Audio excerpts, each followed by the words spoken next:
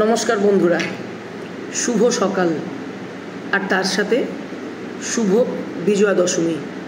ছোটদেরকে অনেক ভালোবাসা আর গুরুজনদের অনেক অনেক প্রণাম আর সমবয়সীদের কোলাকুলি।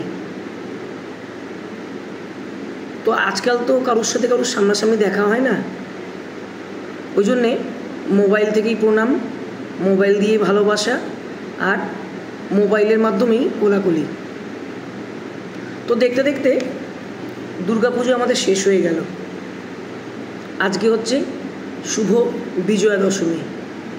আবার অপেক্ষা পাক্কা 1 বছরের। আর আমরা যারা বাঙালি পুজোটাকে ভীষণভাবে এনজয় করি, আমরা এখন থেকে দেখতে শুরু করে দিয়েছি কিন্তু যে সামনে বছর কোন দিন পুজো পড়েছে, কি মানে পুজোর সময় আমরা করতে পারি তার একটা প্ল্যান প্রোগ্রাম করেছি। আর সামনে বছর আর কোন কোন জায়গায় নতুন আমরা ঠাকুর দেখব সেগুলোও এখন থেকে প্ল্যান প্রোগ্রাম শুরু হয়ে গেছে। তো যাই হোক, পুজো শেষ হয়ে গেছে বলে মনটা একটু ভারাক্রান্ত। তো এইভাবে তো চলবে না, মা না গেলে আবার নতুন করে আসবেন কিভাবে?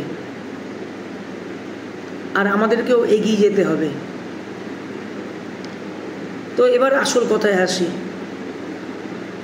আমাদের সমাজের প্রতিটা ক্ষেত্রেই কিছু অহংকারী মানুষ আছে, যারা ভাবে যে আমি না থাকলে বোধহয় এই কাজটা হবে না, যেই কাজটা আমি এতদিন ধরে করছিলাম। কিংবা তারা ভাবছে যে দেখি না, আমি তো নেই, কি করে এরা কাজটা উদ্ধার করে। তো এই মানুষগুলো যে কত ভুল এবং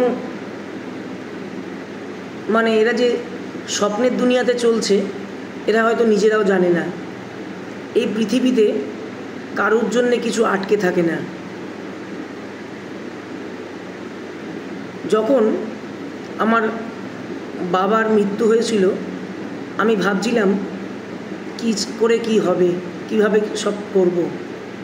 কিন্তু আস্তে আস্তে সময়ের সাথে সাথে সবই শিখে গেছি, বা শিখে নিতে বাধ্য হয়েছি বলতে পারেন। তো বাবার অভাব তো সবসময় বোধ করি, ওটা কখনো পূরণ হয় না। কিন্তু তবুও এই যে মন থেকে ভাবনাটা আসে যে ইনি না থাকলে কি হবে, উনি না থাকলে কি হবে, কি করে চলবে, এটা সময়ের সাথে সাথে সব কিছু মানে মানুষ শিখে যায়। কিন্তু ওই অহংকারী মানুষগুলো ভাবে যে আমি তো নেই, দেখি না কি হয়।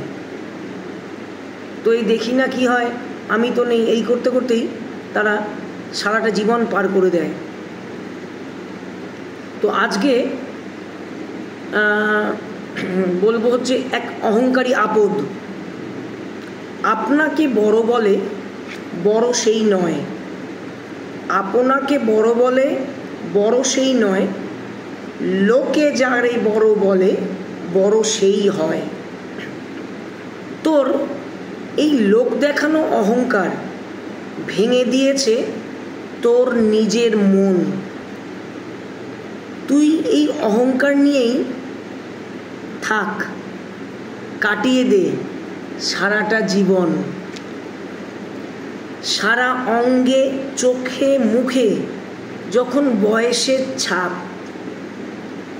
সারা অঙ্গে চোখে মুখে যখন তোর বয়সের ছাপ, বহুরূপী ভাব অঙ্গভঙ্গি করে কি আর তোর আছে লাভ?